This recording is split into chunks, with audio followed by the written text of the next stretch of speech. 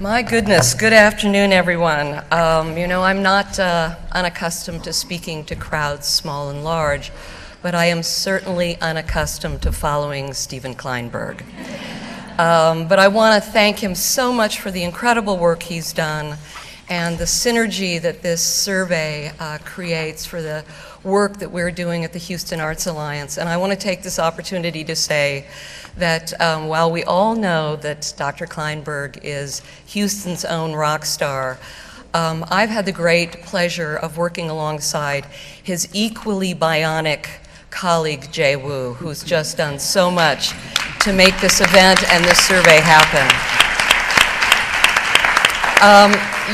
The metaphor today seems to be Houston is the coolest. So, and I thought about this while Dr. Kleinberg was mentioning the legacy of a city controlled by white men. I recently, in my role as the Director of Folklife and Traditional Arts at Houston Arts Alliance, had a great meeting in a wonderful office of an important community outreach director for a major oil company. And we had a grand time talking about what a great city this was and what an enormous heritage it has and how little it has paid attention to it. And I was going on at length about it, and he stopped me kind of cold and said, "Wait a minute. Houston isn't cool because it's diverse. Houston is diverse because it's cool." And that just made my day. So that's actually what we're going to be talking about for this session. When I was asked to moderate this panel, I was also asked to find a name for it that was so dynamic that missing it would make people think that they had missed the season premiere of Breaking Bad. Well, Morphing the Model doesn't quite get there, but at least it shares in the art of alliteration. But Morphing the Model is a sincere effort to up the ante in our discussion of diversity and Houston's shifting demographics in relation to the arts. It is an effort to move beyond Dr. Kleinberg, demographics, to a rethinking of the traditional delivery systems that are meant to address them. The question is not so much how are we reaching out to better serve communities, but how are we reaching in to remake our approaches, our perspectives, our programs to better serve those communities? And of course, how, as the demographics of Houston continue to change, are those communities remaking the face of the arts and the character of the arts institutions in our city? For me, this is a wildly compelling question. As a public folklorist, my move to Houston to develop a city folklife program was thrilling because I'd never worked anywhere that was so rich in concentrated community life. And by that, I don't mean just the important, long-lived, and newly arrived cultural and ethnic communities of the city, but also the linguistic communities, the religious communities, the neighborhood communities, as you heard from my work, the occupational communities, and more. And the wonder of that is always remembering that none of us belongs to any single community. So there are so many rich ways to use the arts to connect us. But how are we retooling our efforts to take advantage of that? I do think, however, that we need to be careful to not let the concepts of diversity or community become a mere listing of categories. In my opinion, categories can become categorization all too quickly in ways that are entirely counterproductive.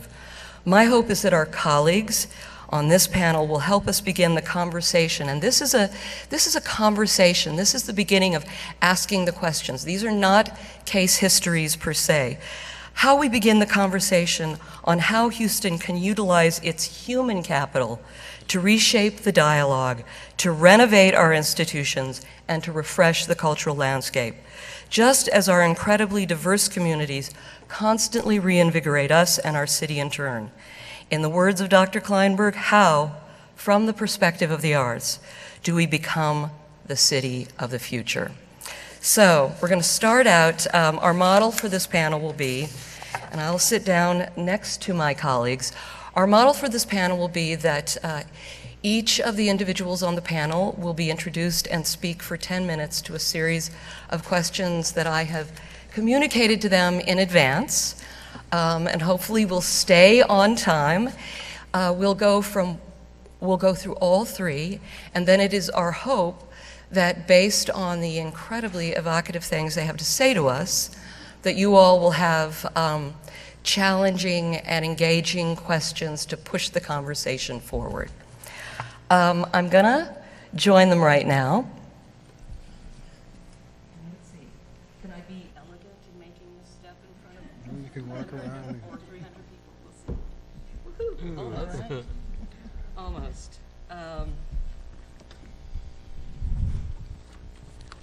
To many of you, John Guess is a well-known figure. He is really ubiquitous in the city and in the cultural community.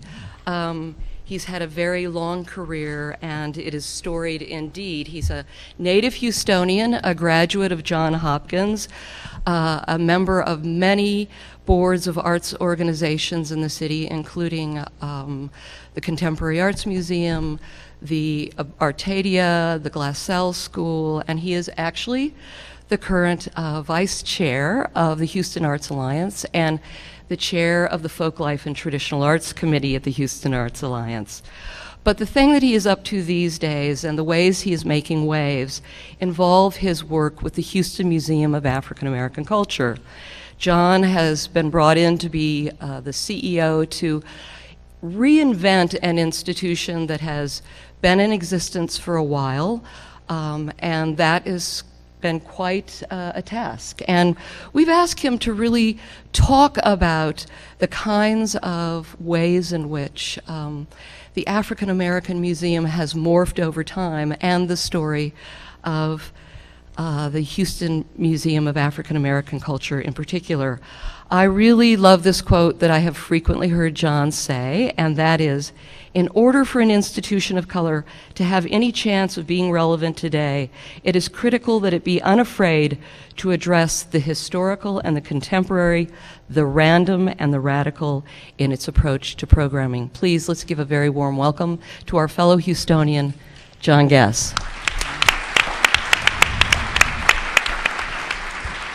Thank you. I'm going to try to get this in 10 minutes so that everybody can get it done in 10 minutes and we can respond to questions. I'm going to talk a little bit fast like Steve Kleinberg to get some of this all in. To begin with, Pat wanted me to talk about the different models of African American museums that we encountered. But I'll start this conversation by saying that when Lee Brown was mayor, he came up with the idea of two institutions, the African American Archival Library at the Gregory School and a Museum of African American Culture. The library was funded with public funds, and the museum was funded privately. For about 10 years, the museum was guided by a number of good people, but somewhere along the way it stalled. And for about 2 years, people had approached me about getting involved in putting some energy to it and turning it around. I resisted for 2 years, and then in some weak moment, a very weak moment, I relented and said, let's do this. There was a terrible deficit there, and that local deficit is reflected in a deficit that African American museums face nationally. The first thing I did understand was that I was inheriting a board that was African American, good-minded people, but primarily I'd say 99% African American. They were the typical model of museums in general, that is, that first wave of museums that are there for particular local elites. And so I encountered a museum whose mission was to elevate African Americans born and raised in Houston. If you looked across the country and you looked at African American museums, you would see similar kinds of very local and focused missions by similar kinds of people in every major city that you would find. I've got a long background in other things than that are contemporary, and so my first take on it was that, quite honestly, we didn't have enough. If I was trying to build a sustainable institution, we didn't have enough African Americans in Houston to fill that void. So let's first get rid of that. And so we threw out that and opened up the mission a little bit more. Then the second part of this was to encounter an African American museum, much like every other one, that if you get past that local historical elite self-reference, then the next phase that you go into are African American museums that concentrate on civil rights and our history and the struggle that African Americans came through to get to this point.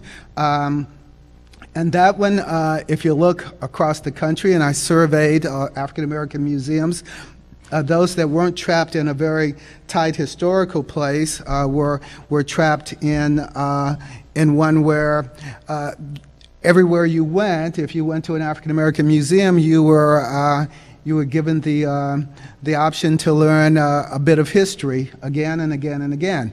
And so that if I was going to Philadelphia, for instance, or if I were going to some other city where there was an African American museum, and much like I decided to look up what's going on in museums in the towns that I was visiting, I would more than likely encounter something like 19th century Philadelphians.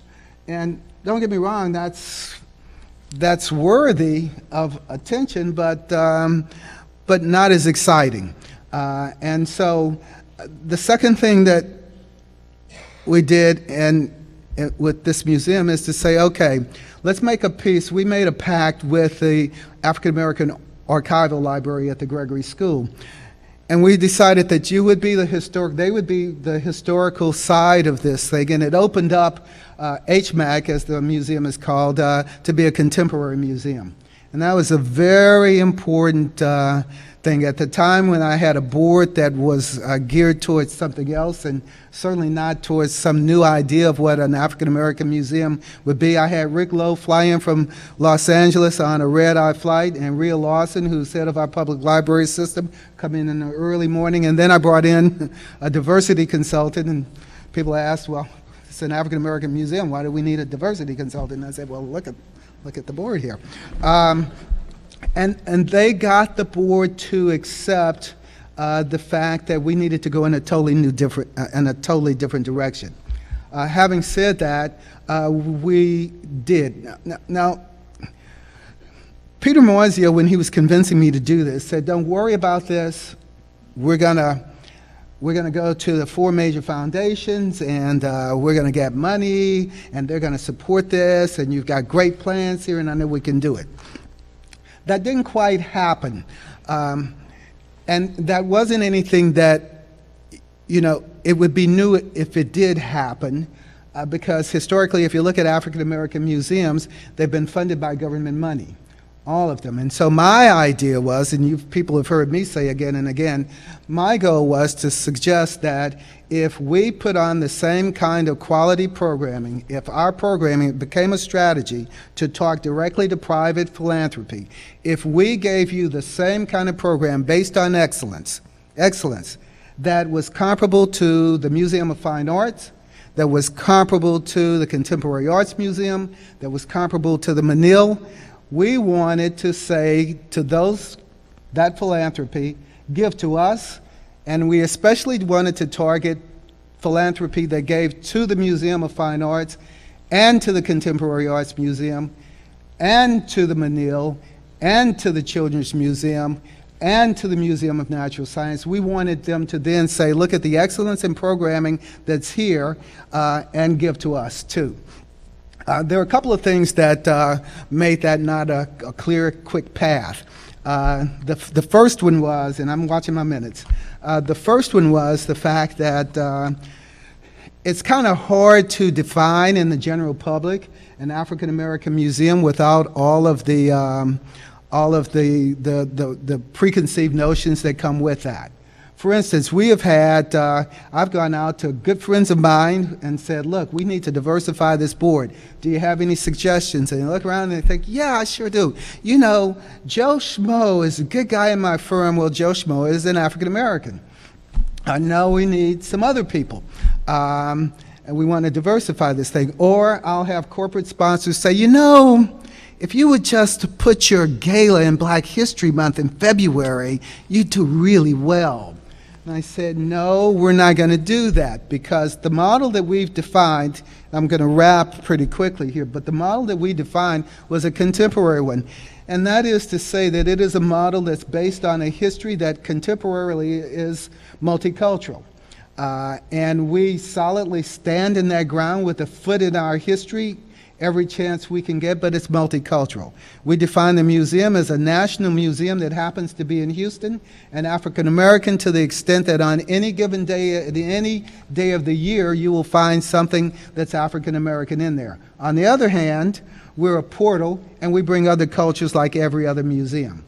So one of the things that we decided to do in looking at that excellence, we decided we've had, I got to make this point. We've had Pulitzer Prize winners galore. We've had poet laureates come through. We've had Whitney Biennialists all the way across the table. We've had national best-selling authors. The same exact kind of quality and excellence that you get anywhere else. And we've been very fortunate to be in Houston, where we've had an extremely diverse and receptive audience. Part of the reason for that is because our artists have been, although they've been African American, they've been people who had messages that transcended African Americans. That put us firmly in the contemporary place. Why is it important? Well, one last thing, and then I'll wrap with why it's important that this conversation be in Houston, and why I decided to get involved with having this conversation and forcing this conversation in Houston. The last thing I have to say is that, you know, before that, is that by having artists that transcend race, we are able to talk about race in a different way. The historical model stands over here, but we talk to younger people. Now, our audience is gender and age mixed, but in large part, we talk to younger people. And what does that mean? That means that we engage an audience that sometimes might not have all this historical stuff and underpinning that we might want them to have. But we also ask the question in the contemporary world with younger people, is that baggage necessary to create the kind of society that we want to have? I don't know, but it's a question that we put forward all the time. Last thing is, why is this important to do it in Houston? It's because Houston is a diverse place. That does not mean that we don't have self-segregated neighborhoods, but this is the best opportunity for us to come together to do that. Our board now consists of Anglos, African Americans, and Latinos. Our advisory board now consists of Anglos, Latinos, African Americans, and Asians. And somewhere in that conversation, and with the audience that we have, hopefully we become like every other museum, that museum of the future, regardless of the fact that we're called African American. Thank you, John. Thank you, John. I actually really want to underscore that. I shared an intern with the Houston Museum of African American Culture, a young man who did research in the African diasporic communities of Houston, and it was so successful. The collaboration was so successful that when I told John I was bringing in an intern from Western Kentucky University who is Chinese, he said, I'm in. I'm in. So our next participant is Maria Lopez de Leon. We're delighted to have her here today. In my sense of things, John, I believe, is addressing a local model that has national significance for African American museums and African American institutions and institutions throughout the nation. Maria in her capacity, is the executive director of a national organization. She is the ED of the National Association of Latino Arts and Culture. She's been there for, I believe, 14 years, and has seen enormous success with that organization. They have developed under her guidance 3 major grant programs that support Latino artists and arts organizations. And no doubt that success is due to her more than 20 years working in community-based grassroots arts organizations and community activism. The most exciting thing I have to share with you today about Maria, however, is that in May 2012, she was nominated by President Obama to be a member of the National Council for the Arts, and with any luck, we'll see her appointed to that this fall. Please, let's give a warm Houston welcome to Maria Lopez de Leon. Thank you. Thank you very much, Pat, and I want to thank the Houston Arts Alliance for this invitation, and the Kinder Institute for Urban Research, and Dr. Kleinberg for their ongoing research of Houston's creative community, the support of that creative community. Since many of you may not know who or what the National Association of Latino Arts and Cultures is, we like to call it NALAC for short. We have been around for 23 years, and we provide critical advocacy, funding, and networking opportunities and professional development to Latino artists and organizations across the country. We sustain many thousands of Latino artists and over 900 Latino arts and cultural organizations in every region of the country, and they are all involved across all disciplines, whether it's the visual arts, the performing arts, theater, music, media, literary arts. We have this large network of Latino artists across the country, and many of them, of course, are here in Houston, many artists and some organizations. Like the Latino community, Pat had asked me to talk about the diversity within the Latino arts community. We're not a monolithic community. We're a very diverse field of Latino organizations, and we support organizations and artists that practice intergenerational dialogues, many diverse disciplines, languages, and traditional and contemporary expressions. Our programs help maintain the culture and collective values of a varied Latino community that represents diversity of geographic region, root culture, gender, linguistics, aesthetics, age, and of course our artistic discipline. We're multi-ethnic, multi-generational, and interdisciplinary. But collectively, even though we're diverse, NALAC's programs have helped to support Latino arts, have helped to support the Latino arts and cultural agenda, and to transfer knowledge and build skills among our constituencies. NALAC works to serve as a catalyst for the reinvigoration of Latino artistic and cultural expression and the creation of an important national network of Latino artists and organizations and arts leaders who are now redefining the cultural landscape of this country and of the Americas. Our programs include 12 years of a Leadership Development Institute where we prepare the next generation of Latino arts leaders to lead in this country, to lead the organizations, to lead in our communities. We have the only national conference that convenes the Latino arts field here in this country, where we provide, again, networking, professional development. We have 3 grant programs that support Latino artists. We have another grant program that supports transnational exchanges between organizations, whether they're Latino or not, organizations in the US, Mexico, and Central America.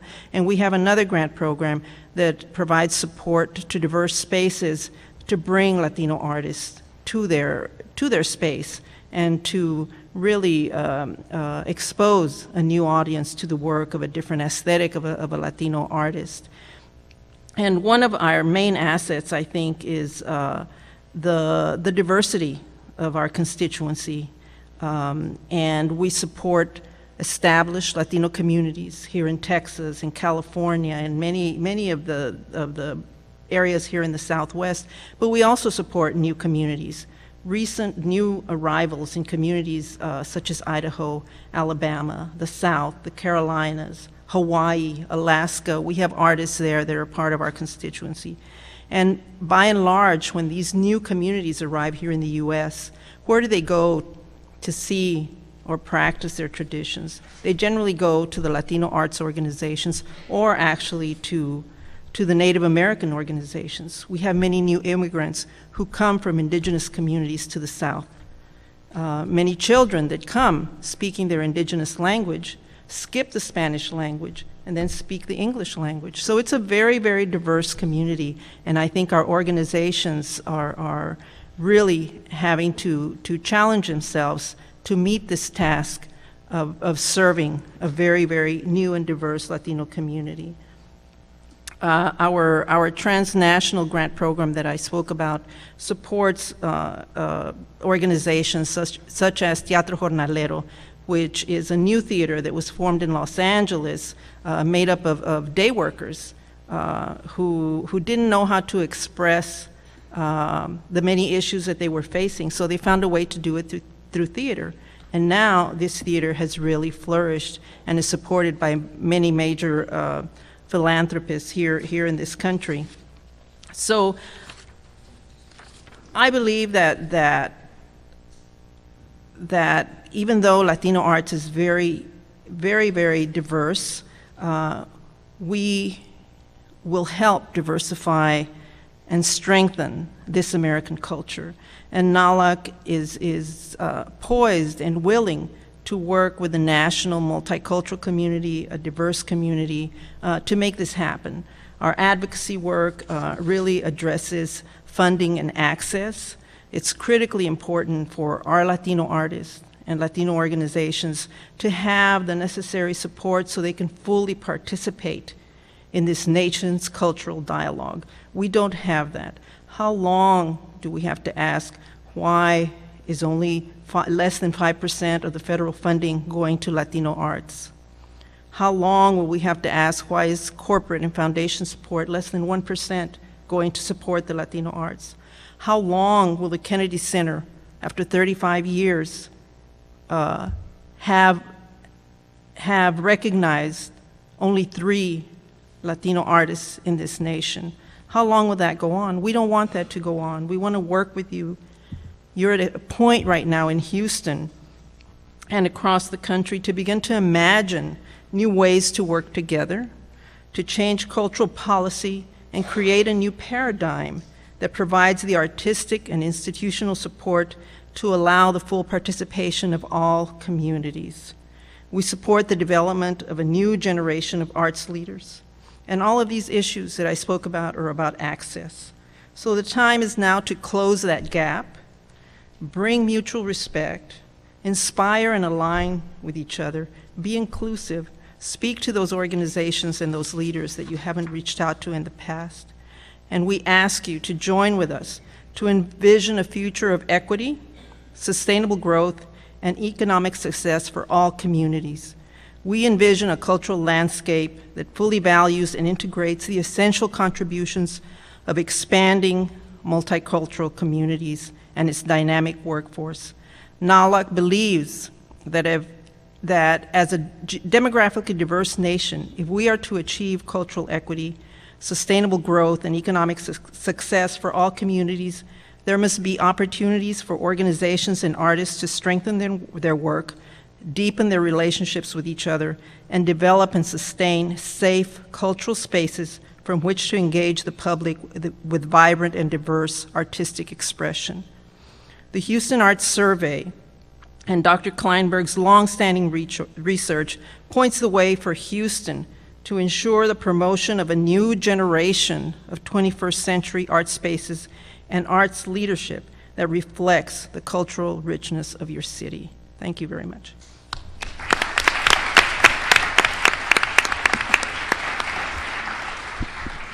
Thank you so much, Maria. We're going to wind up the presentations with an a gentleman who's pretty much known as a local legend. Gordon Quan came to Houston at the age of 3 with his family, and grew up in the East End, which means that though he doesn't know it, he's my homeboy. He started his career as a teacher in inner city schools, then went on to get his law degree to become an immigration lawyer, and has been one for over 35 years, and of course, as many of us know, is the co-chair of Foster Quan, the law firm Foster Quan. He was the first Asian American elected to city council at large in 2000.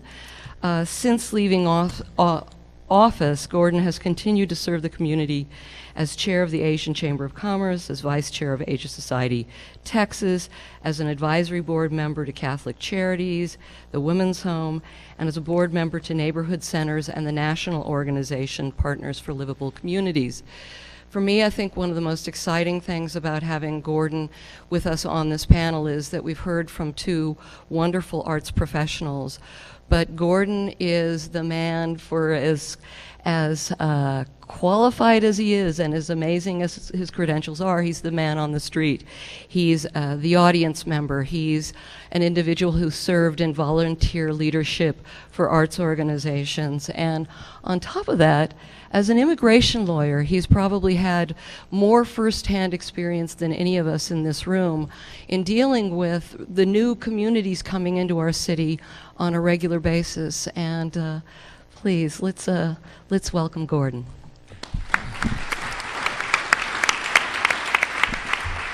Thank you, Pat, and thank you for including me in this panel. You know, as a bystander, I've seen a tremendous change in the performance of this city. As Stephen talked about the Asian community in 1960, we were less than 0.3% of the overall population to now be almost 8% of the population. And what a changing picture we have, even in the last few years. I remember when I was asked to serve on the board of the Asia Society, that was somewhat controversial because Asians weren't on the board of the Asia Society. Now you think, what? But it was a bunch of Anglo people who wanted to learn about Asia, and they said, you know, I think we'll include some Asians on this board, which I thought was a pretty nice idea for them to do. And so some of my friends said, are you sure you want to be on that board? I don't know. You can't trust those people. But fortunately, it's worked out well. And as you know, we had the opening of our new Asia House this April, which is only the 2nd Asia Society building in the United States. We're proud of the Asian community and its growth in the last 30 years here in Houston. And that growth to me is a very exciting growth as far as what this city is and how this city has accepted a community. You know, back in the 60s growing up in the East End, we were an oddity. It was like, can you speak Chinese? Can you teach me a few curse words or something? You know, that was, but now we feel respected. You know, we feel like we are a part of the decision-making process here in Houston. And the arts, I think, is a major part of that, because while you may not be able to speak Chinese or Japanese or Bangladesh, but you can understand the arts and the message that comes through in those either paintings or the poetry or the music that transcends basically that language that we all come from, and that we find the commonalities that we have. I think we're fortunate also at this time in history for our community, because, you know, Stephen talks about a thing called this dynamic of a peddler, plumber, professional. Well, then I say performer is then maybe the next stage when you have a taking care of the basics. You know, probably like your parents, our parents were like, you need to be a doctor or a lawyer. That's it. You know, maybe an engineer. We'll let you do that. Now that we've somewhat achieved, it's like we can do more. We can be performers. We can be artists. We can do things that we never thought, because maybe it wouldn't pay the bills. But now we are at a stage to really, I think, grow as a community in the arts. And we are very fortunate here in Houston also. Because of the economic climate, many of our people have succeeded very well. And as you go to the Museum of Fine Arts, you see the Chow Gallery, you see for Chinese art, the Meta Gallery for Asian art, Indian art, the Korean Gallery, the Japanese Gallery. We want to give back to the community as well. And why does it matter? You know, I think it matters tremendously in a multicultural city that people get to know each other and understand where they came from. Honestly, growing up in the East End, I didn't know my roots and culture. Most of our customers at the grocery store were Hispanic, and I thought, well, I don't want to be different. I want to, you know, just blend in with everybody else. But as you get to learn your culture and the arts that culture has produced, you begin developing a pride within yourself. And I think that pride can transcend to help others share that message too. You know, this century is considered the Asian century, and Houston's going to play a big role in that development. So it's important that the arts be developed and as a communication tool, how this Asian community relates to the Hispanic community, the African American community, the Anglo community. This is going to be the building blocks I see for our success as a city. Several other organizations I've had a chance to work with, and I'm going to put a plug in for a couple. Besides Asian Society, and we want to welcome you to our new building. We have programs almost every night. But it's not just Asian. We also have Dominic Walsh Dance Theater will be there, and others. But there's an organization I also work with called Houston Greeters. I think you all agree that really our greatest asset is our people here in Houston. We don't have a great waterfront, we don't have mountains, but when people come to Houston, they get to meet people. They think, what a city, what a wonderful city where people can all work together and get to share each other's culture. But unless you have somebody to kind of bridge that and take you there to know these people, it's hard. But I think that's the challenge of Houston. And I think that through those organizations, we can set a pattern for the future of Houston as well as the rest of the country. Thank you. Thank you so much, Gordon. So we're running a little bit over time, but not terribly. We'd love to take some questions if you all in the audience have any based on what you've heard. Just raise your hand, and I think I can hardly see, but I think there may be somebody who's got a microphone who can help you enunciate. It looks to me that someone all the way in the very back row does in fact have a question.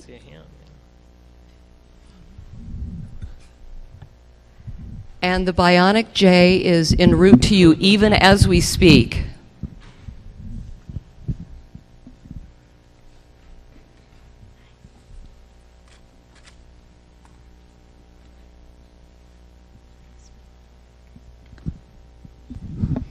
Thank you. Alice Valdez from Mecca.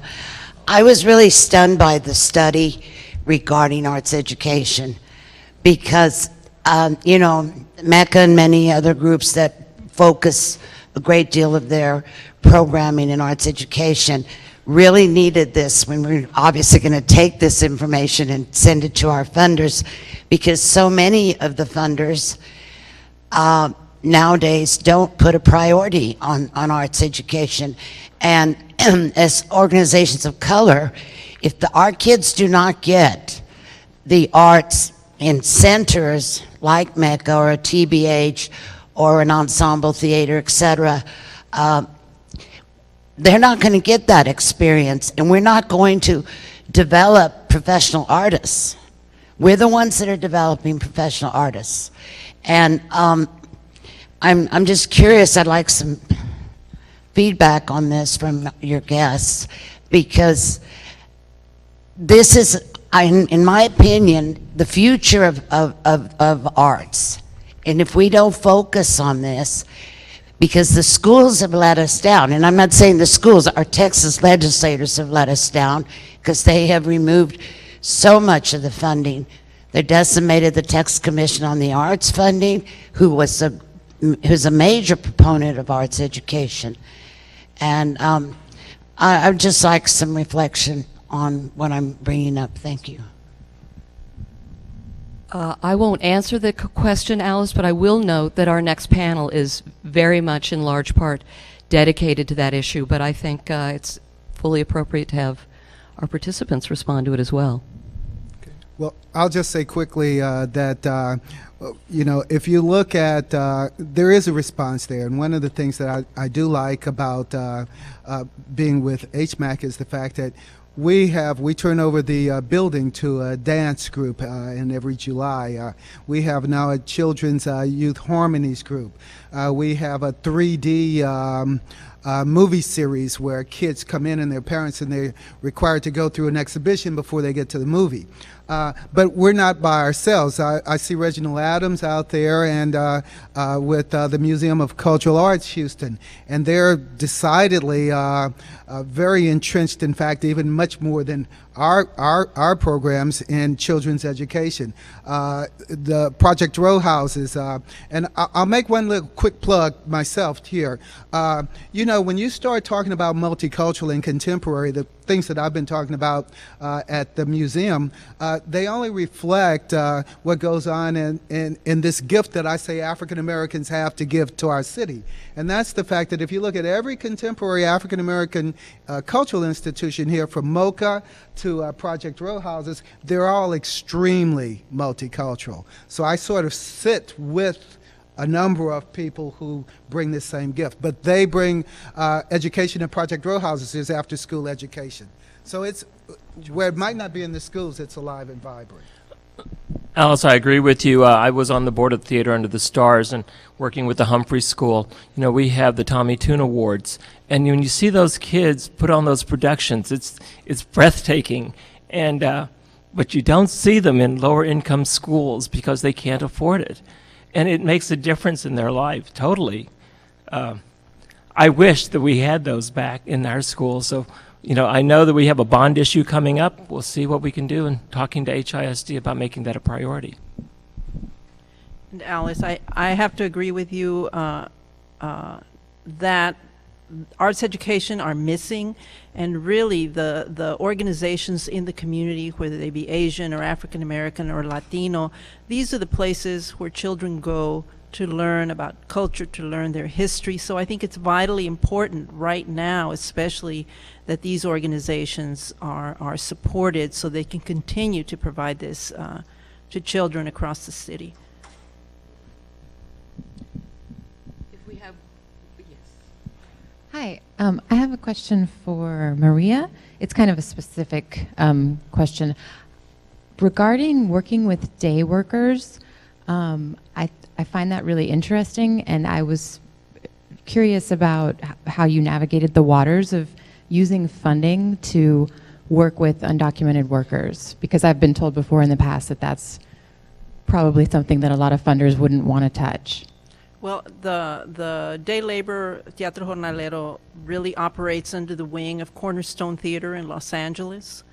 So they are supported in that way. But the funding that we have for our transnational programs allows us to do that. Funding from the Ford Foundation and others that allows us to use that to support that organization that, of course, works under the rubric of Cornerstone Theater, but is developing artists professionally in that field. I don't know if that answers your question sufficiently, but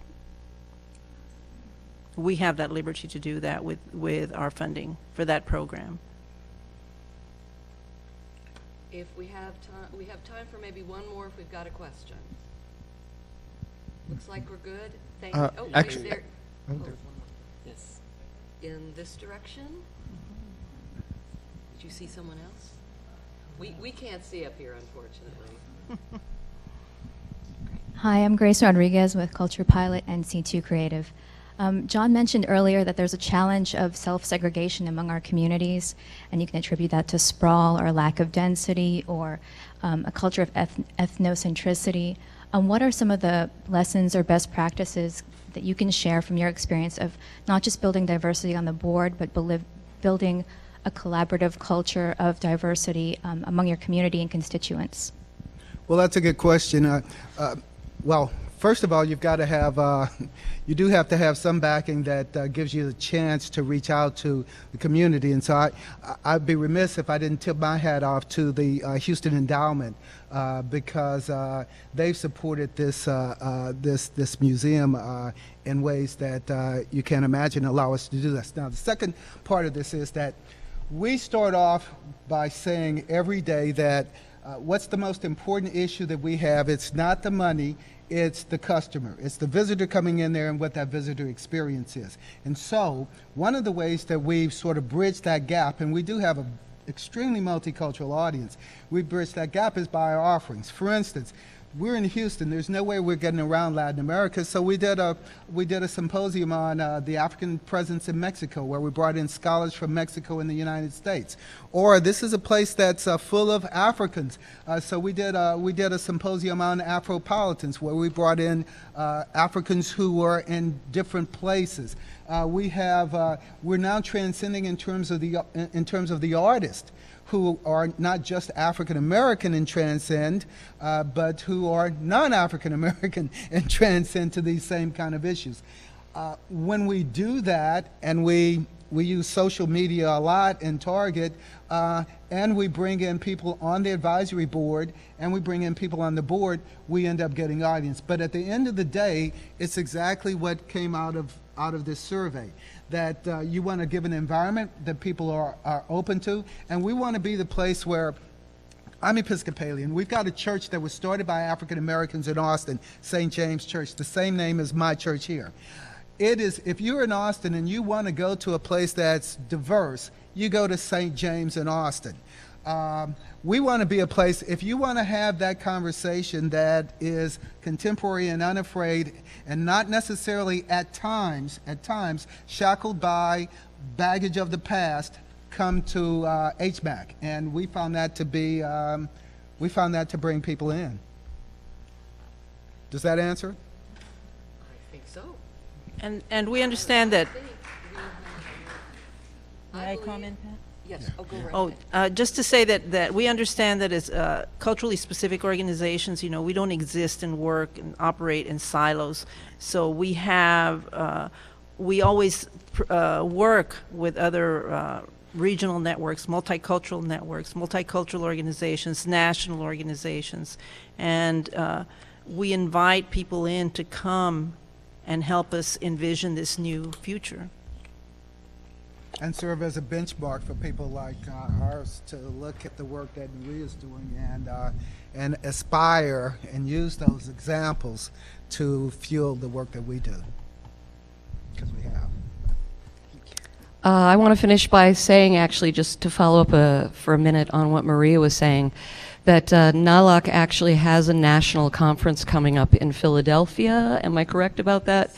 In mid-October, and it's a very good example of a national organization that, yes, is identified with serving a certain set of communities, but is eager to bring people from throughout the arts together to address those issues. So one of the ways that's available to all of us is to look out and find out about those service organizations that welcome us as participants in their journey and their work. At this point, I think we have run out of time, and I want to thank our wonderful participants, Gordon Quan, Maria Lopez de Leon, and John Guest. Thank you all very much.